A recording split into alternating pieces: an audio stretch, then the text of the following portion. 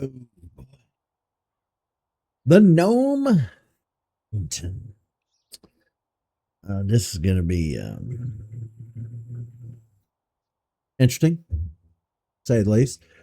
Oh boy. Now with this, should I just work piecemeal and do one plank at a time, or should I do the whole thing in one go? By plank, I mean like this one little section. What do you guys think? One little section, or try and work the whole thing at once?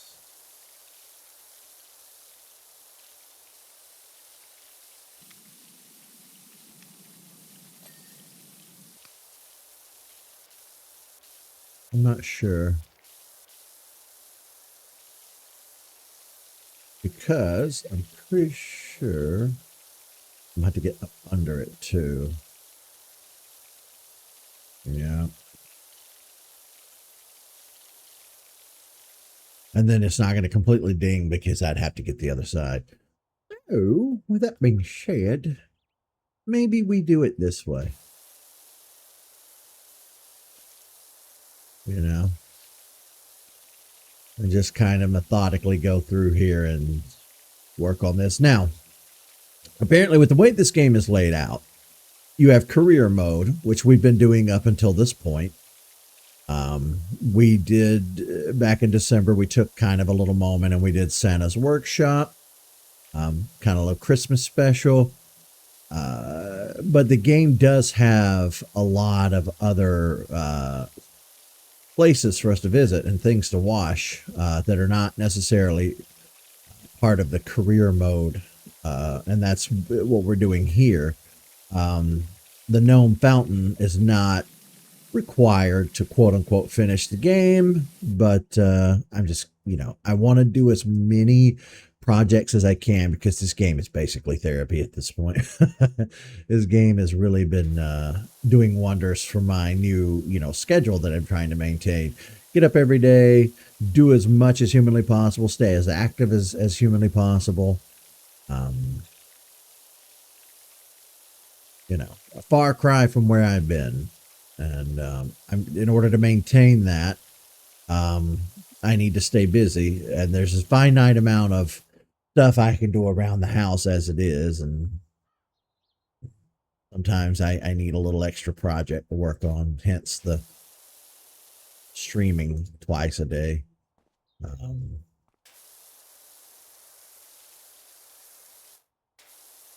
Oof.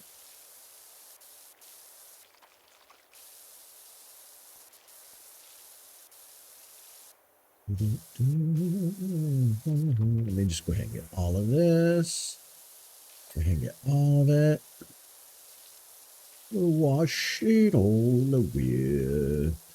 Now, full transparency, I did do this. I started this fountain yesterday, but we're starting over today. I did a doozy of a stream yesterday that I decided to delete. I was on one yesterday, let me tell you. My panties were in a bunch, and I had a lot of sand trapped in my vagina.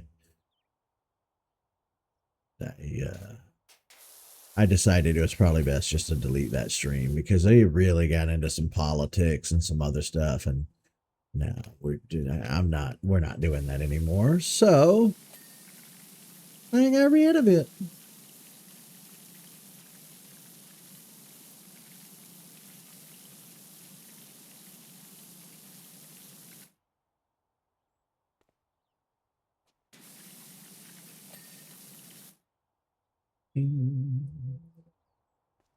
Ping, ping, ping, ping, ping, ping, ping, ping. I did a Simpsons hit and run stream earlier today.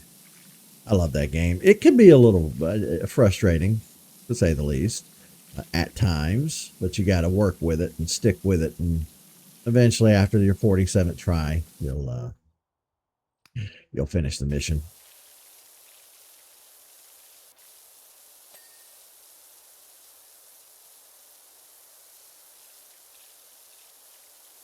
We're just passing the halfway point of Simpsons Hit and Run, so we're not far from it.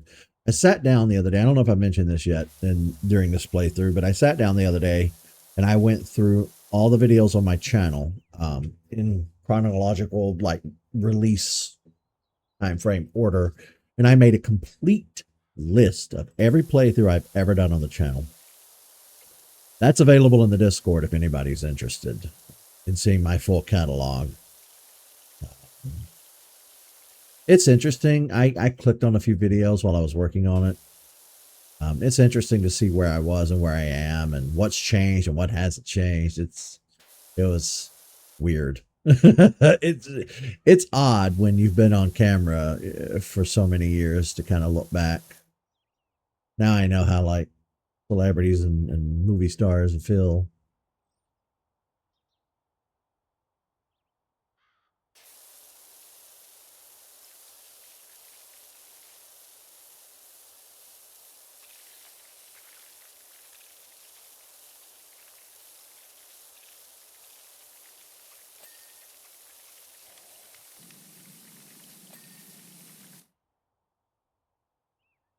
I'm also doing way better with this today.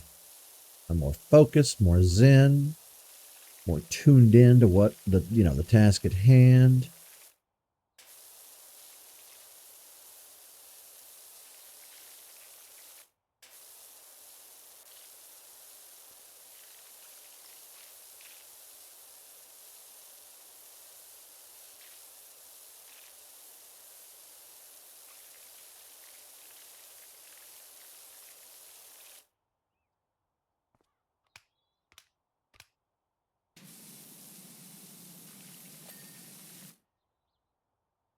I saw that the studio many years ago, the fine folk over at Retro Studios, the people team that put together the Metroid Prime series, they created a second studio that just shut down, and I was real sad to see that. I don't know have any really information on why they shut down or how it happened.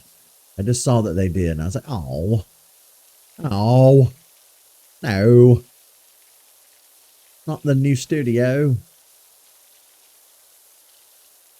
Sad.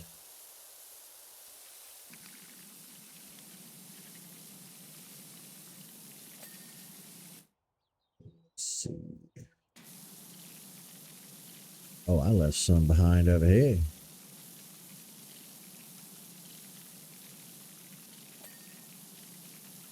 Now hold up.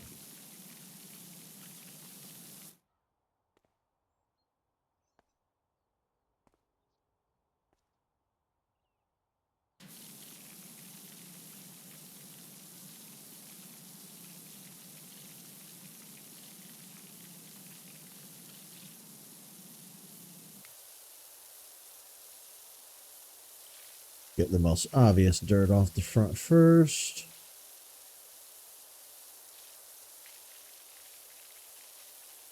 Yeah, yesterday was an odd day.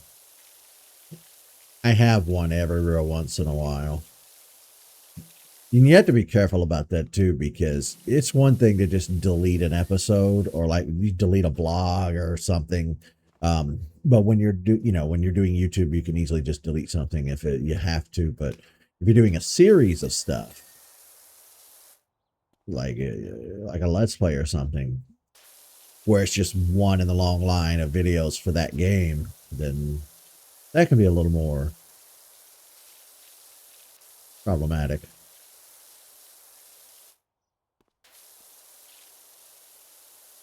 That carousel was kind of that we did last. It's kind of fun. I still feel like I missed an Easter egg in there. I don't know what it would have been, but something with the gnomes. I don't know. Speaking of gnomes, they've played a very large role in this game, despite not being very prominent. Like every stage we've done, every job we've done has had a garden gnome hiding somewhere. And I think we've spotted him every time. You know. We've been very observant and we've spotted the gnome. I don't know if it helps in any way. I don't know. It's the same for the soccer ball or football, depending on where you are. It's there's one in almost every area. Actually, there has been one in every area. Get that face all cleaned up. Where did garden gnomes originate? How old is the idea and the concept of garden gnome?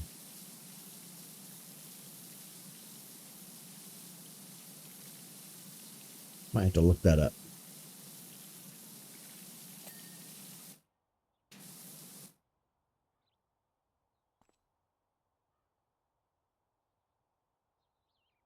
What is happening over now? I try my best not to be nosy. I only try to look when something seems out of place outside.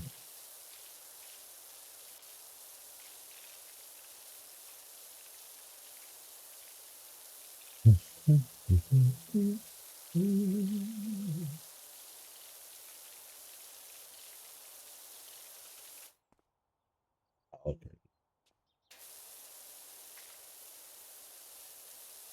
Somebody pulled up at my neighbor's house in the bluest Jeep I've ever seen. I mean, like blue.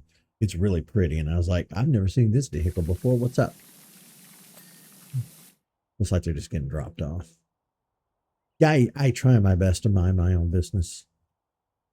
I try my best. But I do, there's a fine line between minding my own business and staying vigilant now. I will keep an eye on the neighborhood and make sure we're all safe.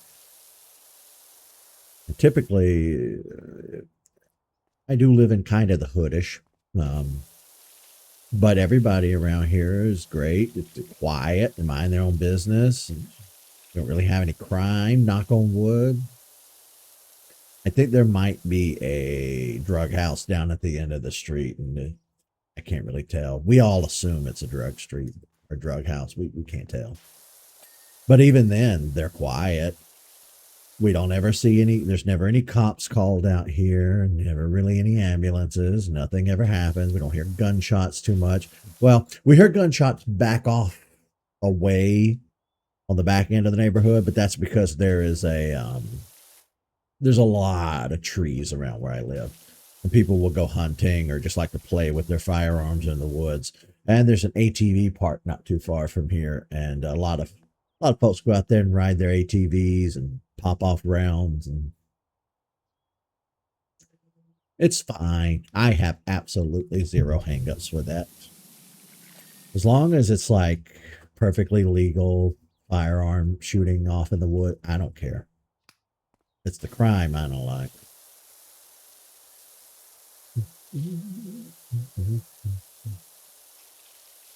Try not to be too much of a stickler with stuff, but at the end of the day, crime is crime. It's annoying. We have laws for a reason. Just don't be a douchebag. Don't be a douche. Don't be a douche canoe.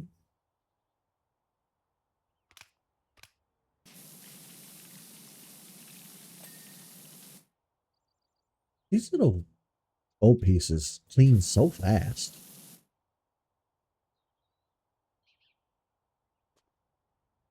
We're still only at 4%, and we've done this much work. Ooh, what does that tell you?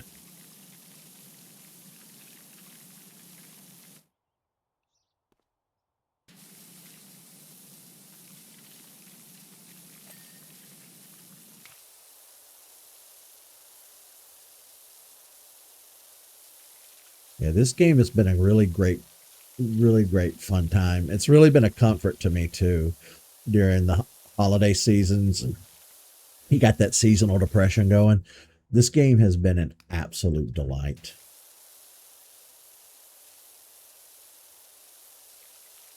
Birds are visiting my bird feeder now, and I'm really happy. I went all summer without a proper bird feeder because the bird feeder I had up, the squirrels just absolutely wrecked. I bought a new one. And so far, the squirrels are staying out of it. Because I got the spicy bird seed. Apparently, birds can't really tell. Like, birds don't have a measure in their mouth, the receptors for spice. Squirrels do. Light them up.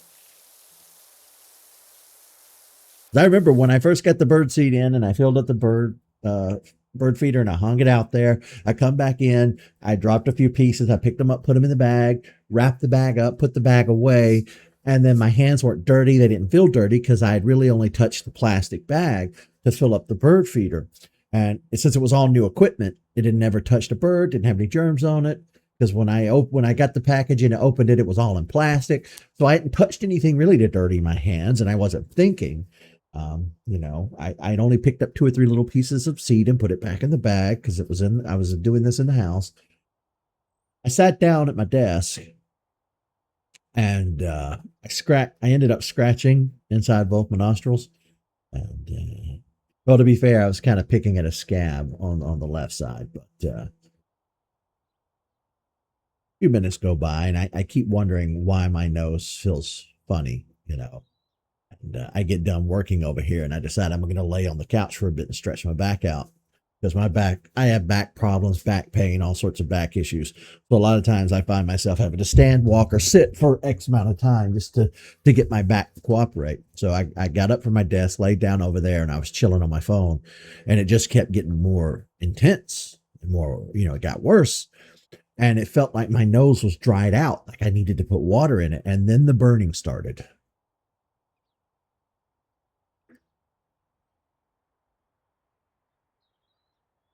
Whatever they coated the bird feed with, the bird seed, I had touched and then touched the inside of my nostril. Which is a good thing I wasn't picking my nose because I have to imagine that would have made it even worse. Although you might as well say I was picking my nose because I was picking at a sore spot on the inside of my nose. That's still picking.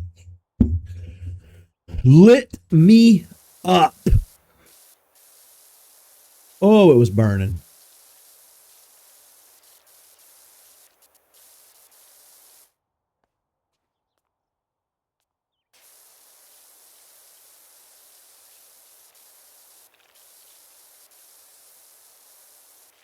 It's funny, but it wasn't funny in the moment. That sucked. That sucked.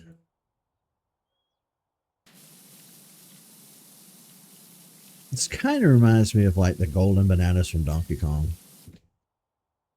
That's the vibe it's given.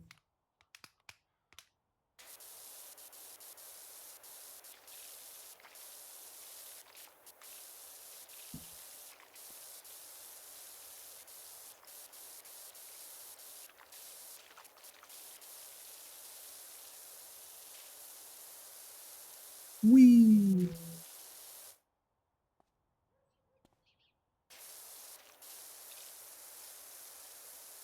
He's given that, like, look at him. He's got his little foot out.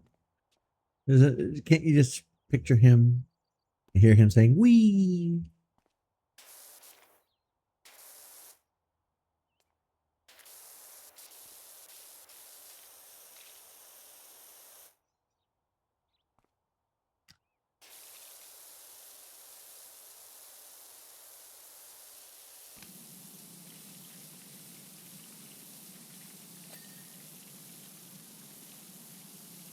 Oh my God, I missed so much.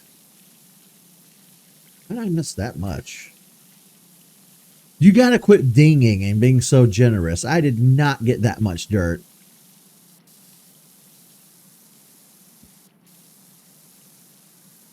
He's like a little fat baby. Oh, I saw that they're bringing back Fat Pikachu for the 30th anniversary. They're already putting it in some of the promos. They put him in the 30th anniversary logo. They're releasing this giant Fat Pikachu plushie in Japan, which is already sold out on the internet because everybody outside of Japan wants it. But for whatever reason, they always just keep stuff exclusive because they're stupid. I want that plushie. Like I'm in no buying mode and no money spending mode, and I'm going to die on that hill. But don't think I'm not going to beg everybody for that plushie. I'm going to use every birthday, every Christmas, every excuse I can be to like, hey, I want that plushie. Because I had one back in the 90s. I had like an oversized Pikachu plushie. The thing was like the size of a large beach ball. I ended up giving it away at some point, but I wish I'd kept it. Although it probably wouldn't have been in too good of condition because, you know, Probably would have ended up using it as a pillow, a throw pillow, just throwing it back and forth from couch to couch, chair to chair. The wear and tear probably would have been pretty good on it, but probably would have cuddled up to it while asleep, used it again like a pillow or whatever. It was like when I sleep, one of the things I do is I sleep on my sides. Yeah, I'll wake up on my back sometimes and I hate it, but I'm a side sleeper and I always have to hold a pillow to kind of balance my body out and for comfort, general comfort. So holding onto a giant Pikachu plushie would be nice, but it would wear out so fast. It would wear out so fast. I do want it though. I don't need it, but I want it. It's one of those situations. Fat Pikachu is my favorite.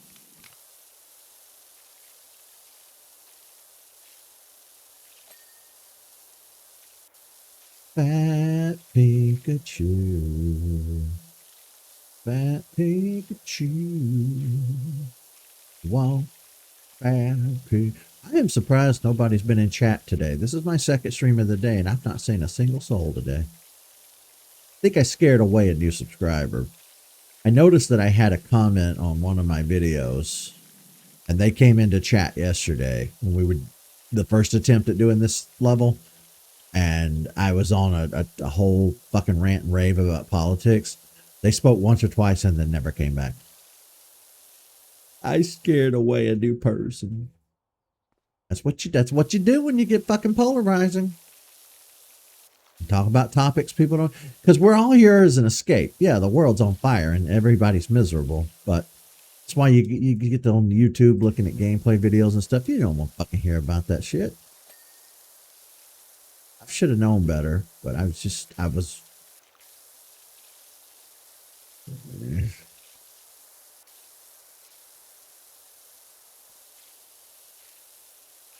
This is a really pretty aqua blue. Aquamarine. Agua.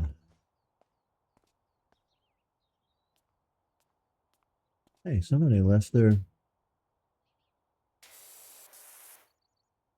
Oh my God, there's still so much left. Wow, we have barely even touched the outside. This fountain is huge.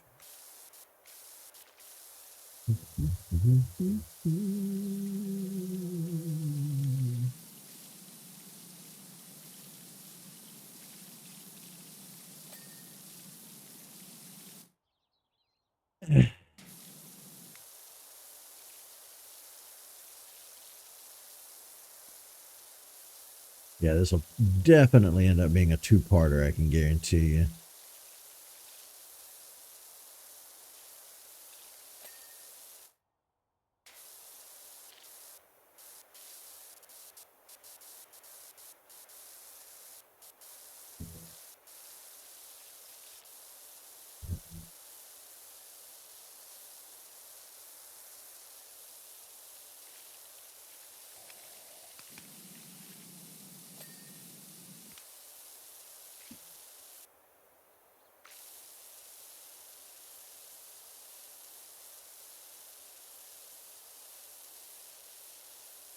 Wait, I got all of it, right? I got all of the dirt. It should have pinged for the front side. Whatever. Whatever. I do what I want. Or whatever.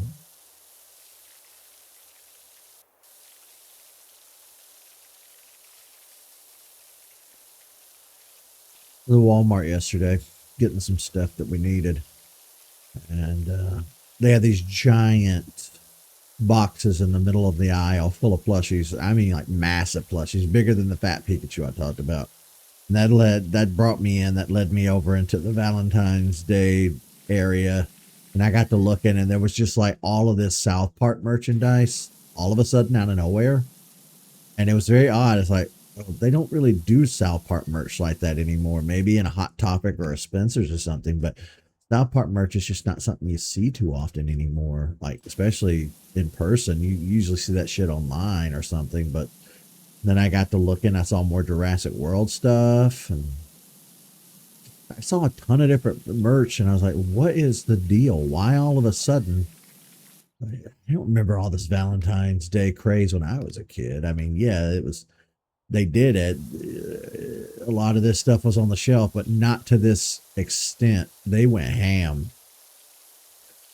So much stuff. Oh no. No, no, no, no, no, no, no, no, no. There we go. I hate the free moving thingy. Okay. I guess it helps if I want to like fix the camera and then do this. Probably give you less of a headache, I suppose, doing things that way. I guess that can be useful. Actually, that's very useful.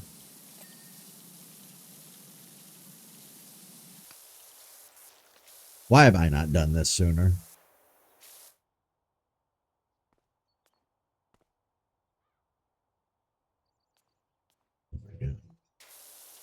Life could be so much simpler if I just used every tool at my disposal.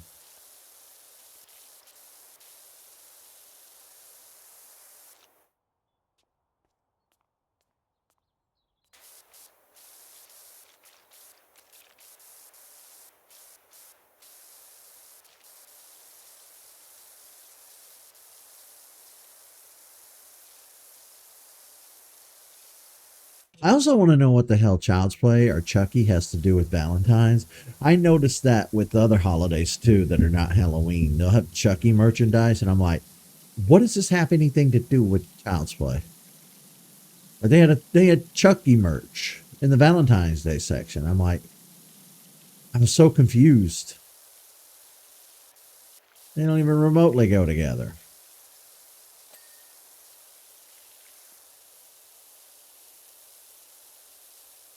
Chucky's supposed to be like horror and then turned into horror comedy along the way.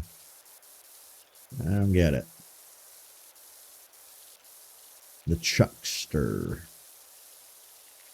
I do love Chucky. I don't know how much further they'll be able to go with it. Brad Dourif's getting pretty old. He's in his 70s. He can't do that voice forever. And that voice is so iconic. You're never, ever going to replace that voice. It's never going to be perfect. And I worry they'll try to do AI and nah, it won't be the same. You can tell. Even if you could tell, I wouldn't want anybody to replace the voice. Well, replace it with another voice actor. Don't replace it with AI. But it might be time to either completely reboot or just let it go. I see. I really wish that we lived in a society where we let franchises die instead of just go forever. That would really tickle my fancy if we could do that. Now, I'm not saying something akin to like Mario or Mickey Mouse or those kind of cash cow IPs. Yeah, those can kind of go on forever, and that I don't really care about. But when you have something like a film franchise that's kind of made its point and made sequel after sequel, Friday the 13th, Nightmare on Elm Street, Child's Play, all of those, and tons of other horror franchises. It's time to let them go. You made the films. Now it's time to make new films about new stories with new characters. If anything, if you want to revisit those, do it every 30 years maybe at best, and just make one and walk away. Make like a legacy sequel if you must and walk away. But film, I feel a lot different about when it comes to film versus like video games and stuff. TV show, I feel the same way about. A TV show shouldn't run forever. A TV show should run for a handful of years. You really get what you're going to get out of it, and then when people start to stop watching the way they were watching in the first few seasons, wrap it up. Wrap it up.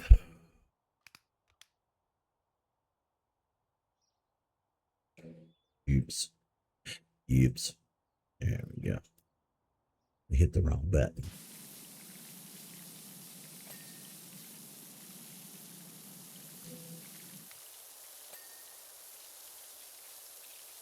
And like I said, with video games, I feel a little bit different. It depends on the game and it depends on the series. Sometimes just endless sequels do get on my nerves. Pokemon's a prime example where the quality begins to dip after a while and you just end up with slop. You don't get that with every franchise, but sometimes franchises do need to be let go. Or leave them dormant at least for a little while. Let people who grew up with them age out, whatever. I don't know. I do find that a lot of times when we talk about media, video games and literature have to be put in their own category and treated differently from like film and television. Or you could reverse that and say, well, you need to put film and television in their own category away from the others. However, your brain chooses to word it, the point is still the same. I know some people's media preference tends to be literature or whatever, and they get pissy when I say that way, but it's just let it go. It's not a big deal.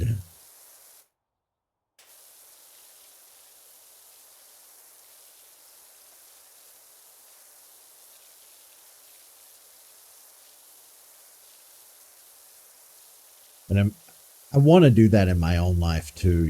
I don't want to be 80 years old and sitting around playing Pokemon and Mario if I'm not getting anything out of it. So I'll give an example right now. Um, I'm trying to make good on what I said I was going to do 2 years ago, 3 years ago, 5 years ago. I want to break out and play a wider variety of games and try to do more. Fix my sleep schedule so that I'm not always just squeezing out a 45-minute episode a day. I want to start doing this more seriously and log some serious streaming hours and really dig into some new content. Maybe build my audience for a change instead of just putting out content nobody watches. I really wanted to take a different approach with my content, but I also want to play new stuff, which I've been touting on my channel forever that I was going to do and then just never did. And it's because you're comfortable. It's all about being comfortable. If you're too comfortable in what you're doing, yeah, you're never going to change. Now, some people are wired different and they hate comfortability and conformity, and they're just like, I need to be doing something new and radical all the time. But for most people, it's about that comfort zone and living in your bubble, mentally, physically, whatever. It's about the familiarity of things. Life is more simple when you have the same routine, the same stuff.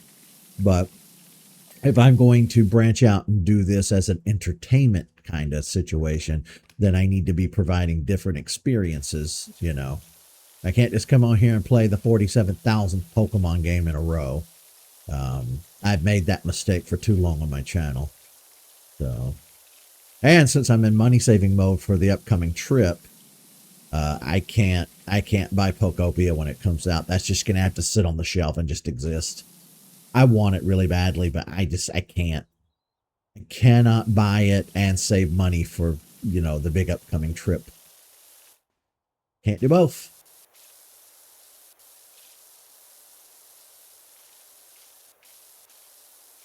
Now, hopefully, and I'm kind of hoping this is the case, and I know I don't talk about this a lot on my channel. I really only talk about it if chat brings it up or if it's super relevant to what's going on, but it's no big secret that I don't get up and go to work every day and work a 9-to-5 job. I have worked various jobs over the years. It's not like I've never worked. I'm just not working right now. And I definitely think our society puts a lot of pressure on people to just be gainfully employed all the time. Whether it be, I mean, let's face it, 99% of the world goes to work every day because how else are you going to buy food and pay bills? But there are cases where people are disabled or people are just rich and they don't need to, or people are retired. I mean, there are factors as to why you might not work.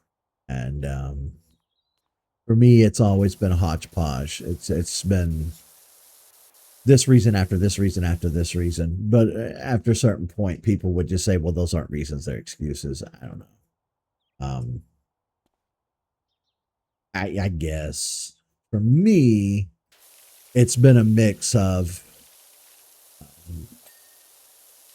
being super morbidly obese, always just being a fat ass and not being able to walk or breathe more than 5 minutes. Um,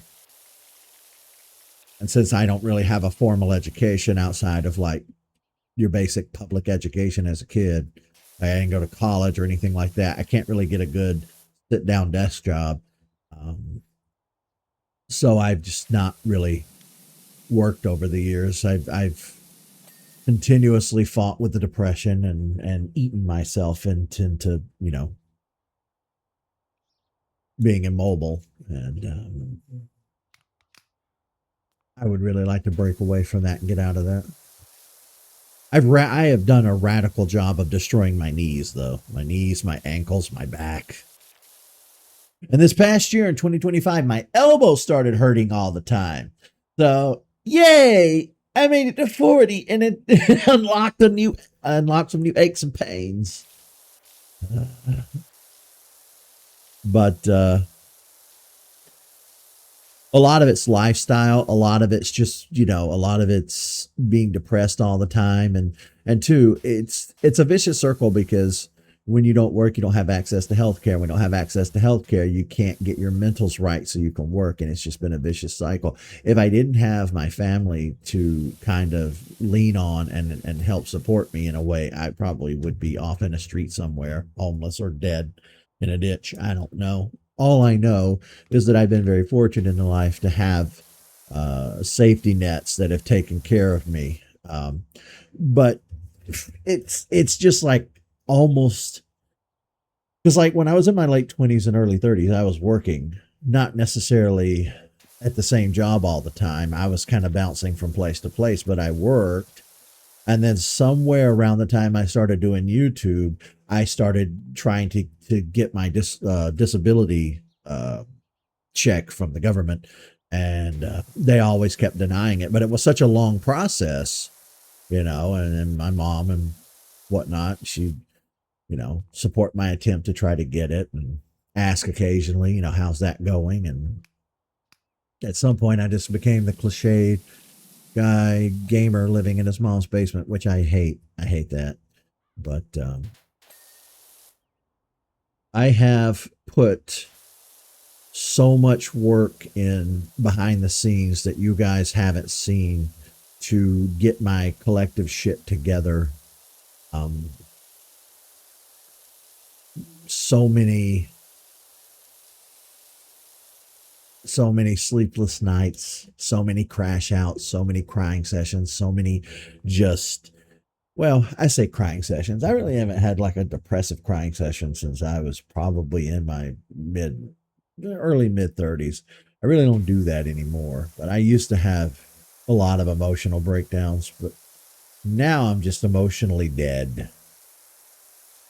Like my depression over the years went from sadness into a numbness. Like it went into the de facto depression that you think about when you think somebody's depressed, where I'm null, I'm void, and I feel nothing at all, unless it's anger or rage. But I am working on it, and we're gonna see what happens. We're gonna see where we can go from here, because I do hate just being, I hate just sitting around. I hate not getting anything done. So I've really kind of ramped up my, I can't say production, I'm not producing anything, but I've really started to do as much as I possibly can to get active again and take back my mobility. And so every day I'm just cleaning around the house as much as possible. I'm constantly looking for little things to do to stay active, to stay moving. I've been doing so many streams every day. Like this is my second stream today. And then later tonight, Tyler and I, we're not going to stream, but we are going to play some Monster Hunter and get back to working on that. I'm going to record the footage just on the off chance that I progress in the story, but yeah. So yeah, that's kind of a little bit of a backstory. You know, I don't have any kids. I don't have a mortgage. I don't have any hefty responsibilities under my belt. I do always I will always jump to help people when they ask me to do stuff. It's not like I sit around and do nothing. At this point, I practically run this house. I do all of the dishes. I constantly am doing all the cleaning. Everybody, thankfully, still does their own laundry, but I do practically everything else. And it is what it is.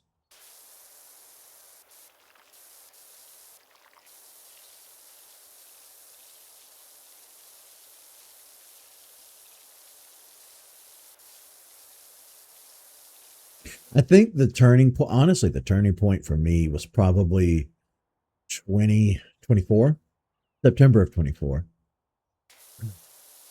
I was still sleeping all day, staying up all night, always depressed. The Lexapro wasn't helping. My mental state was pretty garbage. I was kind of just wanting an out. I really didn't want to be here anymore. I was fed up with trying and failing. So fed up with trying and failing. I had little to no support system in place whatsoever. Tyler and I we're just going through the motions with our friendship. Trying to hang out with one another, trying to do stuff despite living in two states, trying to stream and keep our friendship of 30, going on 30 years at the time, alive. And everything, the world is turned to garbage. And every day it was something else in the news. Life was miserable. Life was absolutely miserable. I don't have any money. I don't have my own vehicle anymore. I don't have a way to just get up and go. There was a lot of just living in total unbridled darkness. Just every day that I wake up, I'm mad that I woke up. I'm like, ugh, you know, because you don't necessarily want to do that. You don't want to do it because it's gonna, you're gonna leave behind your family and I don't them with the expenses of, you know, there was a lot of pushing the envelope and almost going there, but not quite ever having the balls to do it. Um, but it sucks. Let me tell you, just lying around, being incapable of doing anything, incapable of enjoying the sun, incapable of going out into the world, incapable of interacting with people, incapable of doing anything remotely productive with your life.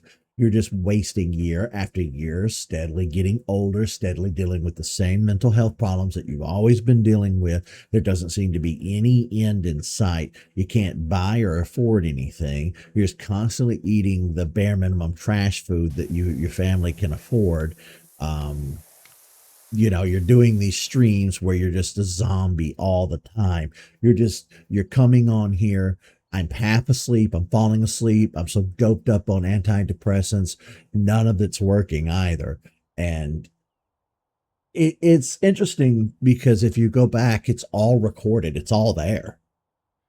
Any professional with any common sense can look at me and say, "Oh my God, somebody help him." But there was nobody. There was no help. Help isn't coming.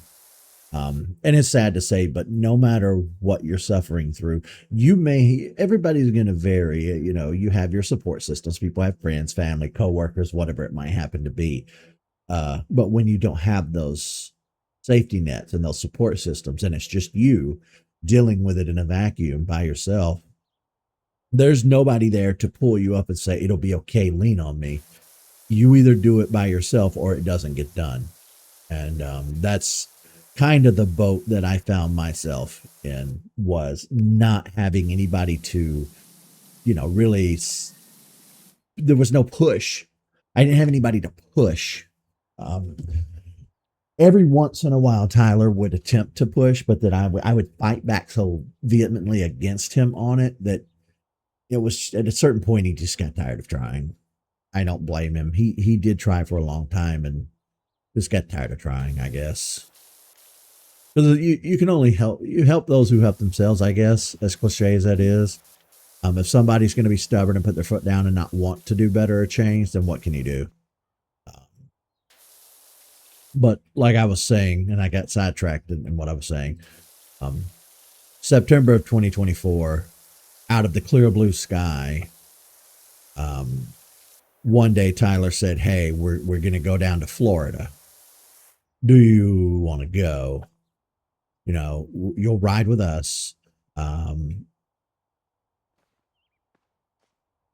we're going to get a big room with multiple beds, so you don't need a ton of money.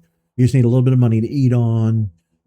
Gas will be covered, room will be covered, everything will be covered. You know, you have an out. You have a way out to do something you've not done in years. Because I'd not left the state in over a decade, if not more. I hadn't been anywhere on vacation since I was like a teenager, if not younger than that.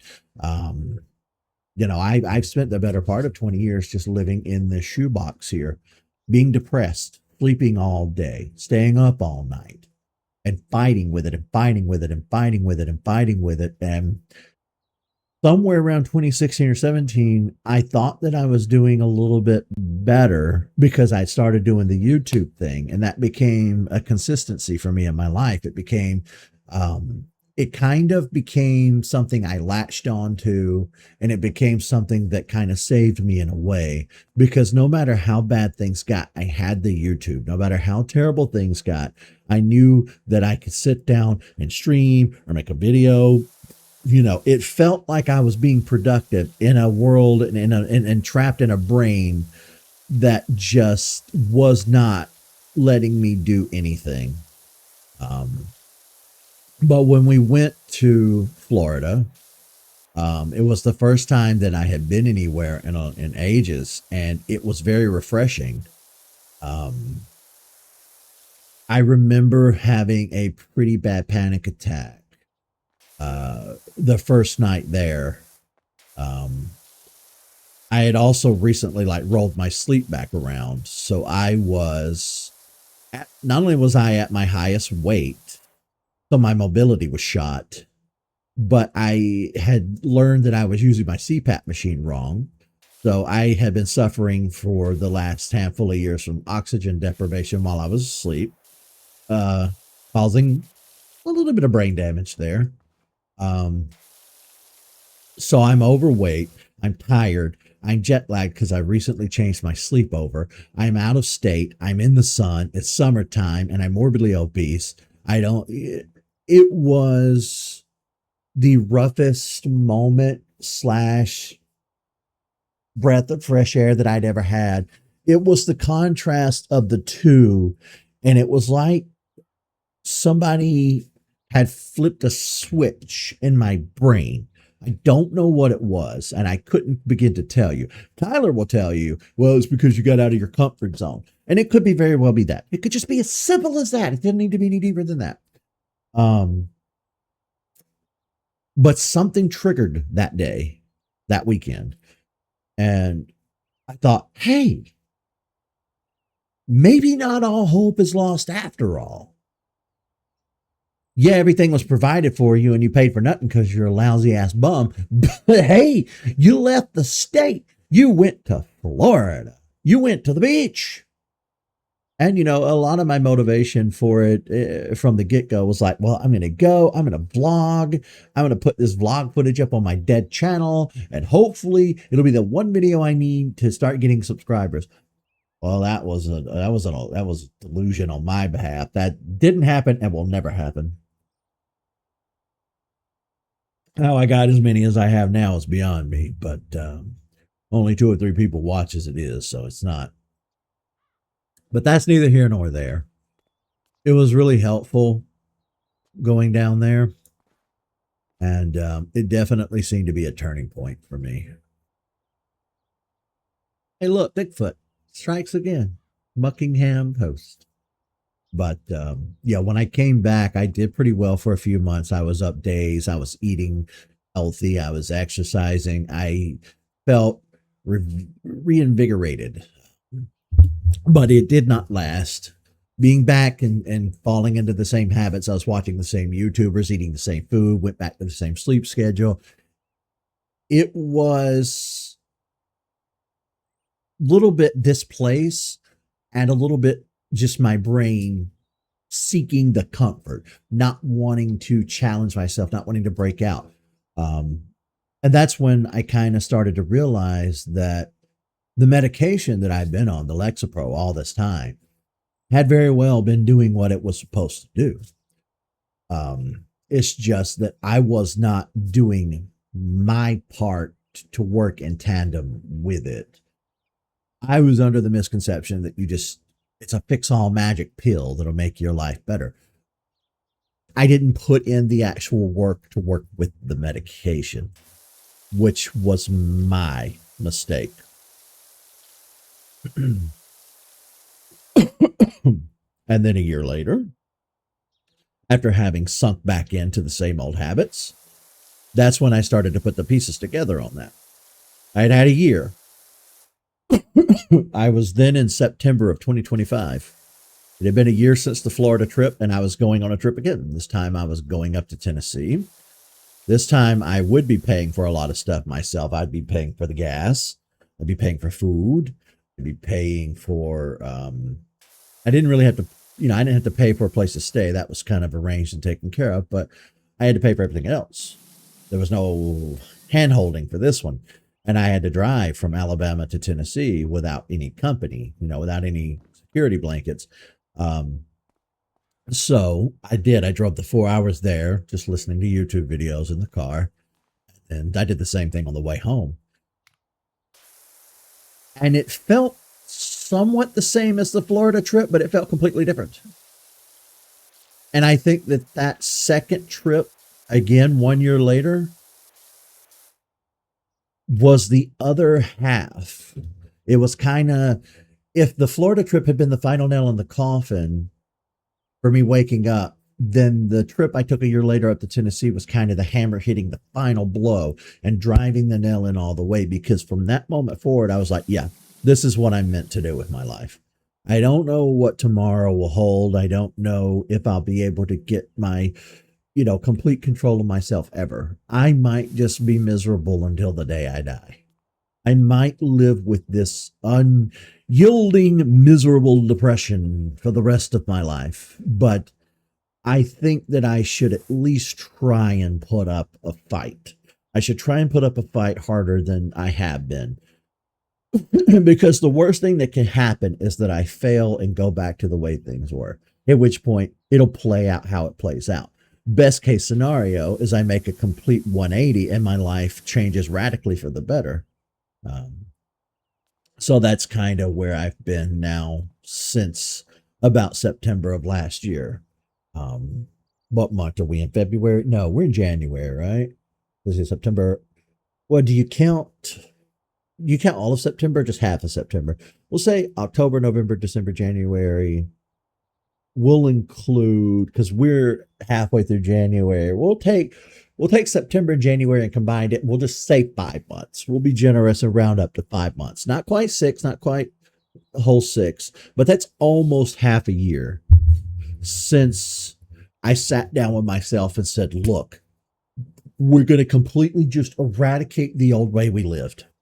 We're going to completely just rip that Band-Aid off right now. And we're going to completely overhaul my life.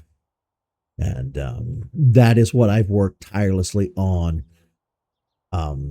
since. And the very seed, like the very beginnings of this, go all the way back to, again, 2023, I think, is when I started really trying to work with the medication instead of just hoping it would be a magic pill that fixed everything.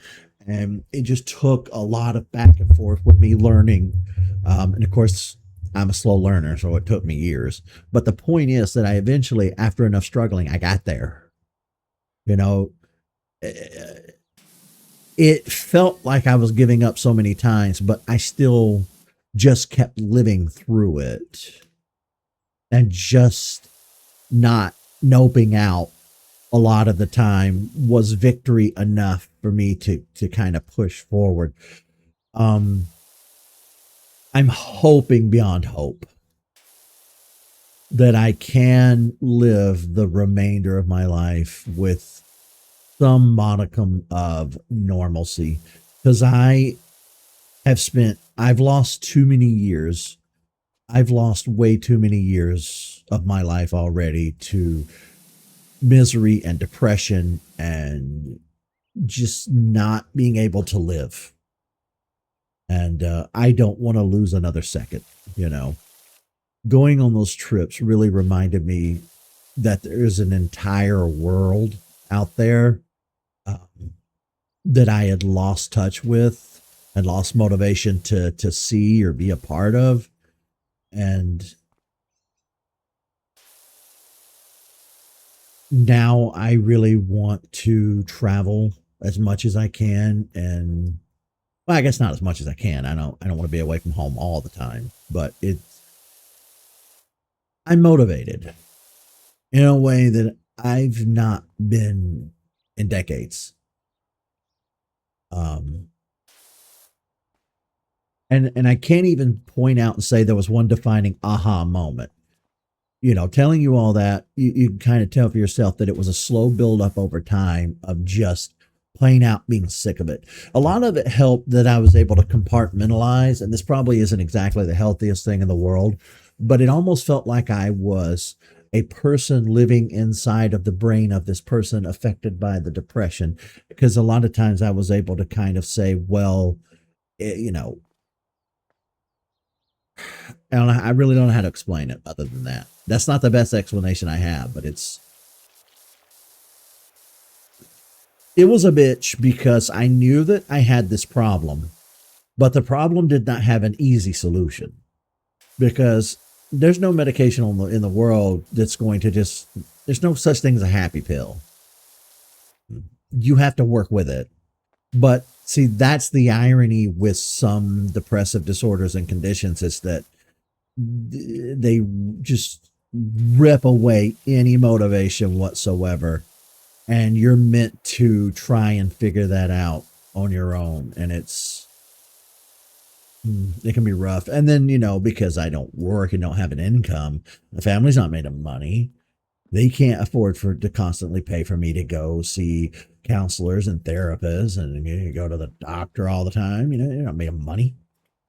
I mean, you know, so I did the best with what I had. I did the best I could. You know, I went to the cheap clinic here, you know, where you go based on you pay based on your income, and I give them my mom's, you know, she's retired at this point and gets a check from the government. What does she get? Social Security, whatever it's called. I forgot what the old people check. Um, I give them that, and that's enough for me to be able to see the doctor for like 20, 25 bucks. And that's how I get my blood pressure medicine and stuff. It's living very basic and not really not having full access to, because if I had access, like if I had health insurance and had access to proper counselors and therapists and stuff, then I might have been able to get there a lot faster than how I did. I might have been able to kind of conquer my situation a lot sooner than what I have. And again, I say conquer loosely. The conditions that some people have are forever, and there's nothing you can do but to cope and learn coping mechanisms, which I've done. I spent my entire life trying to learn ways to like cope with it and not let it rob me completely of everything. Um, it's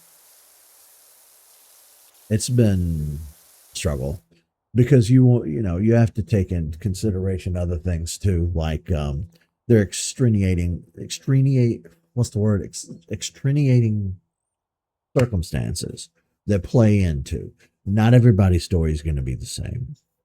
You know, you take into account where I live. I live in the South in the United States.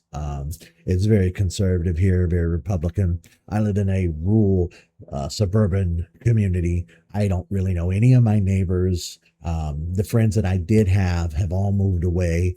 My best friend lives in another state. Um, so I live in a very like it's very anti-LGBTQ here in the South and very conservative, and I don't really know people. I don't feel comfortable just using a ton of apps because all those apps are hookup apps. Nobody wants to be friends on various dating apps. Nobody wants to actually go on dates. It's all just hookup culture. Um, And that was fun in my 30s, but I'm not doing that in my 40s. I got sick of that shit a long time ago. You know, it's very isolating here.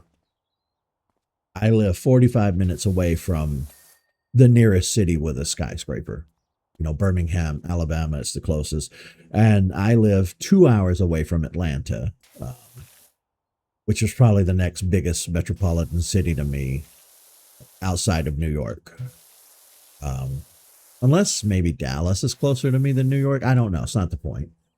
I'm extremely isolated here and I don't have a support system. I'm not close with my family. Our political and religious ideology, beliefs, and everything are too vastly different. So I don't hate them outright. They don't hate me outright, but we clash. We don't get along. And there's not a lot of conversations to be had there. You know, it's not a lot of opening up and support there. So I've spent most of my life. I mean, I had Tyler when we were kids and I had him until we were young adults, but then he moved around the same. He moved just before I started doing YouTube. Um, his bitch whore of an ex-wife really screwed not only him over, but everybody over. So when they divorced, he moved to Birmingham and lived there for a little bit. And then he moved up to Tennessee.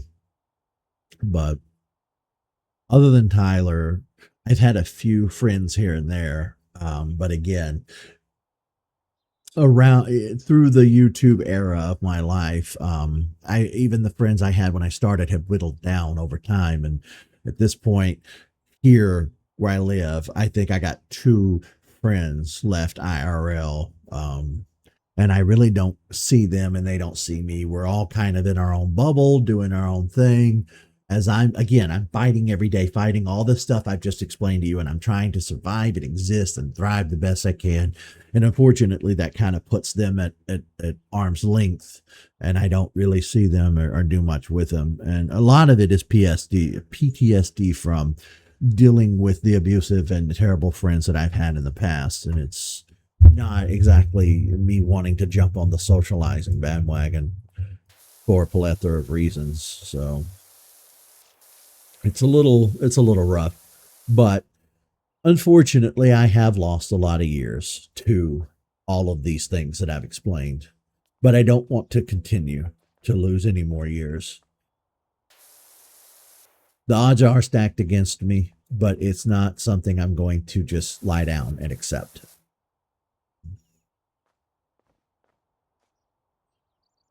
You know, I'm going to do what I can do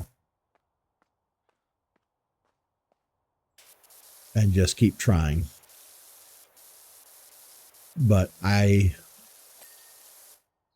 feel motivation again for the first time in decades. It's not something I felt in a long time. Well, I felt motivated to start doing YouTube and I felt motivated during that era, like 2016, 17. Well, I'll just say specifically towards the middle to end of 2017, I really felt motivated. I said, I need to motivated. I said, I need something. I got to do something productive. I'm not working anymore. Everybody's gone now. I am not only am I bored as shit, I'm not doing anything productive. I got to do something. And that's when the eating began and the depression really ramped up. And again, YouTube was a very nice distraction, but it eventually did just become something I was doing every day because I felt obligated to myself to do it. But here we are, 9 years into doing YouTube. And I'd like to think that the best is still ahead of us. It's something that you tell yourself when you get to be 40, 50, 60 years old, you don't have much time left. You're like, maybe my best years are ahead of me. You're trying to force the optimism. And I feel like that's where I am with my YouTube as well. I've been doing it for 9 years, streaming and videos, and I've not broken 1,000 subscribers ever. And I want to be optimistic and I want to say, well, it's because our best years are yet ahead of us. But it depends on how you personally feel about that statement. Do you agree with it? Do you not agree with it? Do you think it's going to happen? I don't know. I do have to constantly remind myself that measure of success doing this is not based solely on subscribers. Because who knows? maybe these videos will be here long after I'm dead and gone. I don't know how long YouTube will be for. Maybe YouTube will disappear one day. I don't fucking know. You never really know. It's creepy to think, what if these videos are still available to the general public and society 500 years after I'm dead? That's something. That's a bridge we haven't crossed because the technology is new. But yeah, this got real deep and personal all of a sudden out of nowhere. It's fine. After yesterday's blunder where I just ranted about politics for an hour and a half, this felt good. This felt nice. I think I'm going to wrap this episode up here. As I've been sitting here nursing this soda in a coffee mug because I hate coffee. Ironically, drinking tea in the big cup because it's iced sweet tea. I do everything weird. All right. I'm going to let you guys go. Call this episode a wrap. We'll come back in next time and finish this fountain. Although I don't know if we'll do the whole fountain in one go. It might take a whole another 2 episodes. Who knows? All right. See you, folks.